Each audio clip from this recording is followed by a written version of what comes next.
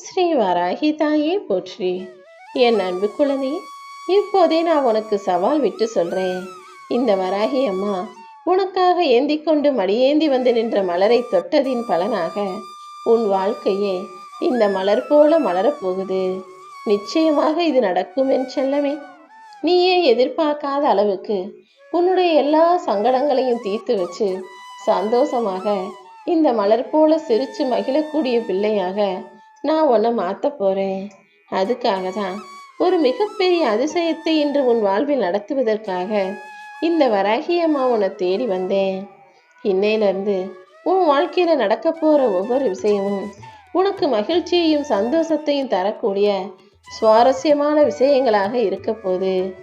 எப்பவுமே எதையாவது நினைச்சு வருத்தப்பட்டுக்கிட்டே இருக்காம எல்லாமே நல்லதுக்கு நினைச்சு சந்தோஷமாக இன்றிலிருந்து உன் வாழ்க்கையை வாழத் தொடங்கு. எந்த விஷயத்திலும் அவசரப்பட்டு தப்பு செய்யாம பொறுமையா நிதானமா கவனமாக செய்யும் போது பிற்காலத்தில் அதை நினைச்சு வருத்தப்படும்படியாக சூழ்நிலை உருவாகாது.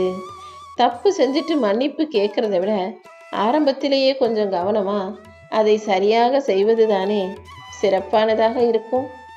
உன் வாழ்க்கையில இருக்கக்கூடிய எல்லா நெருக்கடிகளையும் தாண்டி உன்னை ஜெயிக்க வைப்பதற்காகவும் நீ நினைச்ச நடத்ததை கொடுப்பதற்காகவும் உனக்கு ஒரு வாய்ப்பு தர வந்திருக்கேன். எவ்வளவு கஷ்டமான சூழ்நிலைகளிலும் கூட நீ எப்போதும் தைரியமாக கலங்காம இருந்தீனா அது நிச்சயமா உன் வாழ்க்கையில வளர்ச்சியையும் முன்னேற்றத்தையும் கொடுத்து விடும் என் செல்லமே. உன் வாழ்க்கையில வளர்ச்சி அடைவதும் முன்னேற்றத்தோட மகிழ்ச்சியான வாழ்க்கையை நீ வாழ்வதும் உன் கைகளில் தான் இருக்கு.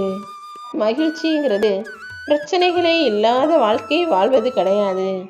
ஏன்னா பிரச்சனைகள் எல்லாருக்கும் கண்டிப்பா இருக்க தான் செய்யும். பிரச்சனைகள் இருந்தாலும் அதை சமாளித்து சந்தோஷமா வாழ்வதற்கு பெயர்தான் மகிழ்ச்சி என் செல்லமே. அப்படிதான் நீயும் உன்னை சுத்தி இருக்கிற எல்லா விஷயங்களையும் சமாளிச்சு சந்தோஷமாக வாழ தயாராக இருக்க போற. அந்த அளவுக்கு உனக்கான சக்திகளையும் திறமைகளையும் ஆற்றலையும் கொடுப்பதற்காக இந்த வராகியம்மா மலரை மடியேந்தி உன்னை நோக்கி வந்தேன். வாழ்க்கையில சில நேரங்கள்ல முன் வச்ச காலை பின்னெடுப்பது போல உன்னை பின்னுக்கு தள்ளக்கூடிய தோல்விகள் வரலாம். எவ்வளவு தோல்வி வந்தாலும் சிக்கல் வந்தாலும் அதை சமாளிக்கிறதுல நீ கவனம் செலுத்தும் போது அதை சமாளித்து சரி செய்ய வேண்டிய வேலைகளை உனக்கு துணையாக இருந்து நான் பார்த்துக்குவேன். வாழ்க்கையில சவால்கள் வரதான் செய்யும். ஆனா நீ அதை சந்தோஷமா எடுத்துக்கிட்டு உனக்கு ஒரு சவால் விட்டதா நினைச்சு அதை எதிர்மறையாக யோசிக்காம கவலைப்படாம நேர்மறையாக அணுகும் போது அது நல்ல முடிவையே உனக்கு கொடுக்கும். பிரச்சனைகளை சவால்களாக ஏற்றுக்கொள்ள பழகு. கஷ்டம் வந்தாலும் அதை சவால்னு நினைச்சுக்கோ. எல்லாத்தையும் கண்டும் காணாம கடந்து போக பழகிட்டீனா எல்லாவற்றையும் தாண்டி உனக்கான நல்லது நடக்கும். உன்னை நீயே முழுவதுமாக நம்பும்போது உன் வாழ்க்கையில எல்லாமே நல்லபடியாக நடக்க ஆரம்பிச்சிடும்.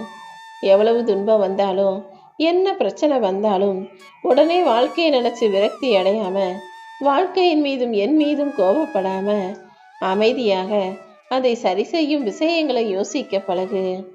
நிச்சயமாக நான் உனக்கு துணையாக இருந்து உன்னுடைய சவால்களில் உன்னை ஜெயிக்க வைப்பேன். உன் சவால்களில் நீ ஜெயிப்பாய் என்றுதான் இப்போது உனக்கு சவால் விட்டு சொல்வதற்காக இந்த வராகியம்மா உன்னை தேடி வந்தேன்.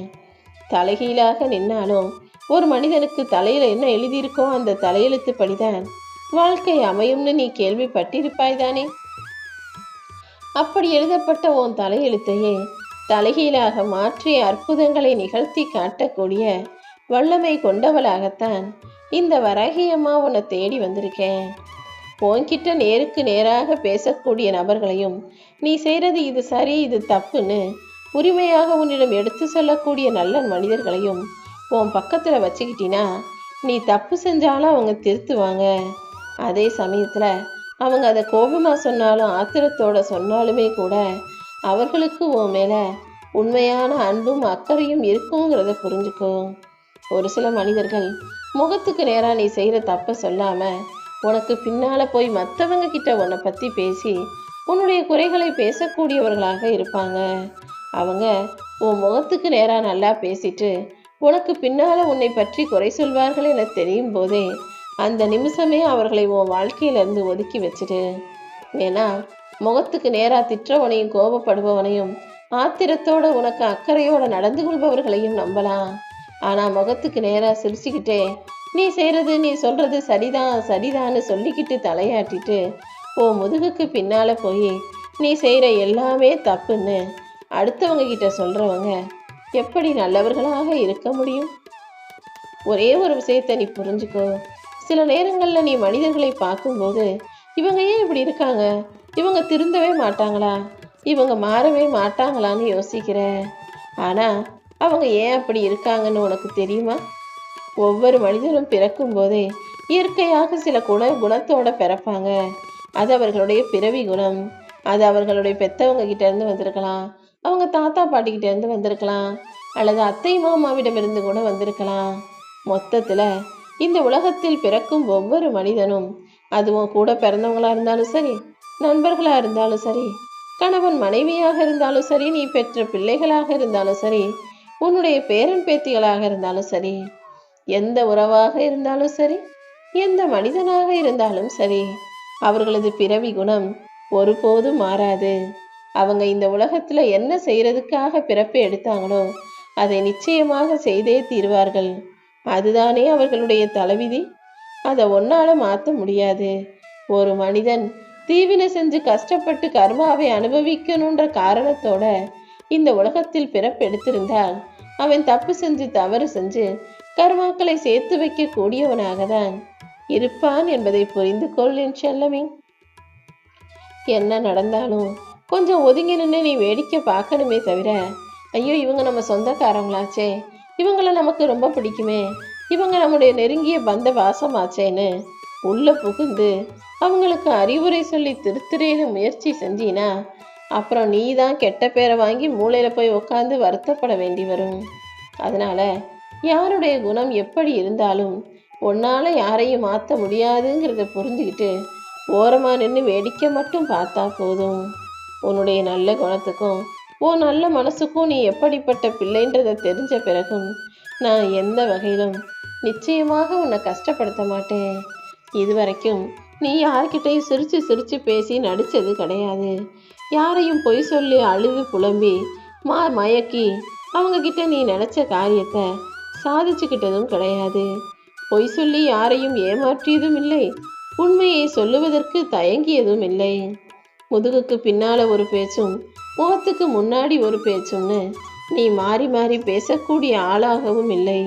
முன்னுக்கு பின்னாக வேடம் போடாம கோபம் வந்தா கோபத்தை வெளிப்படுத்தவும், பாசம் வந்தா பாசங்களை வெளிப்படுத்தக்கூடிய ஆளாகவும், உண்மையான உணர்வுகளை வெளிப்படுத்தக்கூடிய பிள்ளையாகவும் நீ இருக்கிறன்னு எனக்கு நல்லா தெரியும். உன்னை புரிஞ்சுக்காதவங்க தான் இந்த பூமியில தப்பு செஞ்சவங்களே தவிர நீ எந்த வகையிலும் தப்போ தவறோ செய்ய மாட்டேன்னு எனக்கு தெரியும். யாராவது உன்னை நிராகரிச்சா நீ கவலைப்படாத என் செல்லமே. இந்த உலகத்துல நீ ஒரே ஒரு விஷயத்தை புரிஞ்சுக்கணும். வெள்ளியையும் தங்கத்தையும் வாங்குறவங்க கூட விலை உயர்ந்த வைரத்தையும் பவளத்தையும் வைடூரியங்களையும் வாங்குவது கிடையாது. ஏன்னா அவங்களுக்கு அது கட்டுப்படி ஆகாது, அவங்களுக்கு அதை வாங்கக்கூடிய தகுதி இருக்காது. அப்படிதான் விலை உயர்ந்த பொருட்களை வாங்க இயலாமல் சில பேர் அதை வேணாம்னு நிராகரிப்பாங்க. அப்படிப்பட்ட விலை உயர்ந்த பொக்கிஷமாக வைரமாக வைடூரியமாக பவளமாக நீ இருப்பதால தான் மனிதர்கள் உன்னை வேணாம்னு நிராகரிக்கிறாங்கன்றத நீ புரிஞ்சுக்கோ. எப்படியும் நீ உயர்வான பிள்ளைங்கிற விஷயத்தை மட்டும் நீ தெரிஞ்சுக்கிட்டாலே போதும் என் செல்லமே. உன்னை புரிஞ்சுக்காம அவமானப்படுத்துறவங்களையும் அசிங்கப்படுத்துறவங்களையும் சரின்னு தாங்கிக்கிட்டு தயங்கி தாங்கி நிற்காம கடந்து போக தயாராக இரு. வாழ்க்கையில வெற்றி வேணும்னா இது எல்லாத்தையும் சகிச்சுக்கிட்டு தான் ஆகணுன்றதை மறந்துடாத. இந்த உலகத்தில் மனித சக்திக்கு ஒரு எல்லை இருக்கு. ஆனா இந்த வராகி அம்மாவின் தெய்வ சக்திக்கு, இறை பக்திக்கு எந்த எல்லையும் கிடையாதுங்கிறத புரிஞ்சுக்கோ. எல்லாம் வல்ல இந்த வராகி அம்மா மனசு வச்சேனா உன் வாழ்க்கையில எதை எப்படி வேணாலும் மாத்திருவேன். இப்போதும் அப்படிதான் உன் வாழ்க்கையில ஒரு மிகப்பெரிய விஷயத்தை மாத்துறதுக்காகவும் உனக்கான நல்லதை செய்யறதுக்காகவும் உன்னை தேடி மலரோட பார்க்க வந்தேன். யாராவது உன்னை குறை சொன்னா அதுக்காக கவலைப்படாம அதை நினைச்சு சந்தோஷப்படு, பெருமைப்படு. ஏன்னா ஏதோ ஒரு வகையில நீ அவங்களோட உயர்வா இருக்கிறதால தான் அவங்கள விட நல்ல நிலைமையில நல்ல பிள்ளையா இருக்கிறதால தான் உன்னை பார்த்து பொறாமப்பட்டு உன்னுடைய குறைகளை நோண்டி அலசி ஆராய்ஞ்சு ஏதாவது ஒரு வகையில உன்னை மட்டம் தட்டி பார்க்கணும்னு நினைச்சு உன்னை குறை சொல்றாங்க. அதனால இனிமே யார் உன்னை குறை சொன்னாலும் நீ அவங்கள விட ஒரு படி மேல நிக்கிறேங்கிறத நினைச்சு சந்தோஷப்படு. என்னை பார்த்து குறை சொல்லிட்டாங்களே, என்னை பார்த்து இப்படி விமர்சனம் வச்சுட்டாங்களேன்னு இனிமே நீ எதுக்காகவும் யாருக்காகவும் கவலைப்பட வேணாம். உன் வாழ்க்கையின் காரணம் என்னவோ, நீ பிறப்பெடுப்பதின் காரணம் என்னவோ அதை செஞ்சுட்டு போய்கிட்டே இரு. மனித வாழ்க்கையில தேடல் தான் முக்கியமானதாக இருக்கு. ஒவ்வொரு மனிதனுக்கும் ஒவ்வொரு வகையான தேடல் இருக்கு. ஒவ்வொரு மனிதனும் ஒவ்வொரு வகையான எதிர்பார்ப்புகளோட வாழ்க்கையை வாழ்ந்துகிட்டு இருக்காங்க. அப்படி நீ எதை எதிர்பார்த்து என்ன தேடுகிறாயோ, உனக்கான அந்த தேடலை உன் கைகளில் ஒப்படைப்பதற்காகவும் தான் இப்போது ஒரு அதிசயத்தை நடத்த போறேன். இங்கு யாருமே 1000 வருஷம் வாழ போறதில்ல. மனித வாழ்க்கையை வாழ்வது சில காலம்தானே. அந்த குறுகிய காலத்துக்குள் இருக்கக்கூடிய மனித வாழ்க்கையில தேவையில்லாம யாரையாவது குறை சொல்றதும் சண்டை போடுறதும் யார்கிட்டையாவது விட்டு விலகி போகணும்னு நினைச்சீனா அதுக்கு யார் என்ன செய்ய முடியும்? உனக்கு பிடிச்சவங்கள கூட வச்சுக்கோ, உனக்கு பிடிக்காதவங்கள நீ தேடி போக வேணாம். ஆனா ஒருபோதும் நீயாகவே யாரையாவது உன் வாழ்க்கையிலிருந்து விலக்கி வைக்காத. மனிதர்களுடைய ஆயுட்காலமான மிக மிக குறுகிய இந்த 100 வருஷத்துக்குள்ள நீ வாழப்போற வாழ்க்கையில காலங்காலமா ஞாபகம் வச்சுக்கிட்டு பழி வாங்குறதுக்கு பெருசா எந்த விஷயமும் இல்லை. கொஞ்சம் விட்டு கொடுத்து அனுசரிச்சு வாழ்க்கையை சகிச்சுக்கிட்டு சமாளிச்சுக்கிட்டு போகும்போது நிச்சயம் எல்லாமே சரியாயிடும். சரியாகாத விஷயங்களையும் உனக்கு சரிவராத மனிதர்களையும் அப்படியே அவங்க போக்கில் விட்டுடு. நான் நிச்சயமா உனக்கு நிறைய துன்பங்களையும் கஷ்டங்களையும் கொடுத்திருந்தாலும் இப்போது அது எல்லாத்தையும் இன்பமயமாக மாற்றி வாழ்க்கைக்கான புரிதலை உண்டு பண்ணத்தான் போறேன்.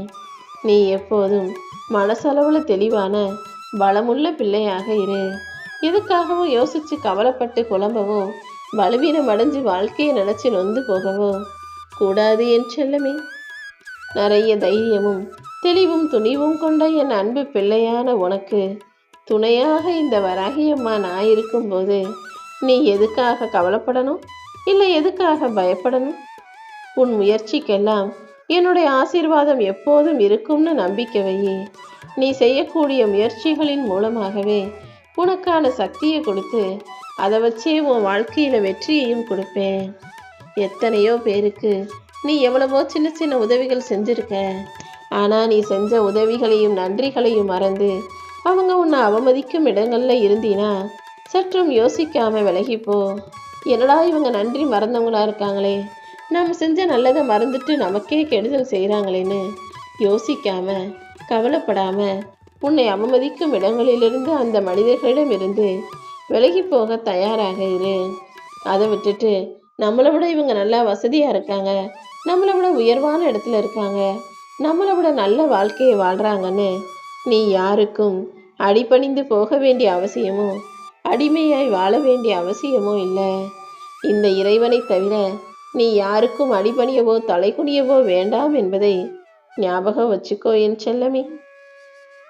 முதல்ல நீ ஒன்றை தெளிவாக புரிஞ்சுக்கிட்டினாலே உன் மனசுக்குள்ள நான் இருக்கேன்றது உனக்கு தெளிவாக புரிய ஆரம்பிச்சிடும். முதலில் நீ உன்னை பற்றி தெரிஞ்சுக்கோ.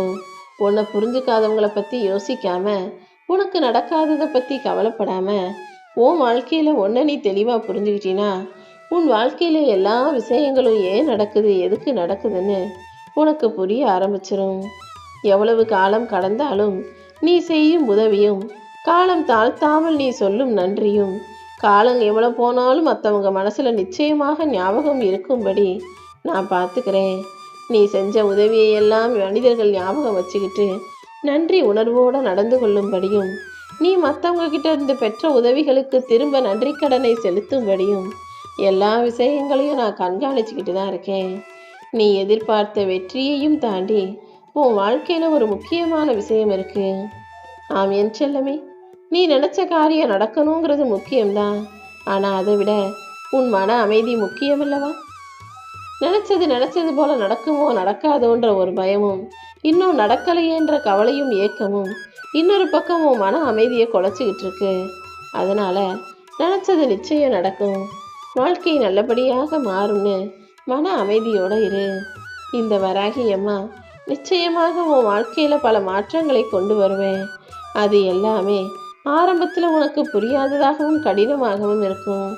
அப்புறம் போக போக குழப்பமா இருந்தாலும் கடைசியில நான் செஞ்ச எல்லா மாற்றங்களும் உன் வாழ்க்கையை அழகானதாக ஆக்கும்.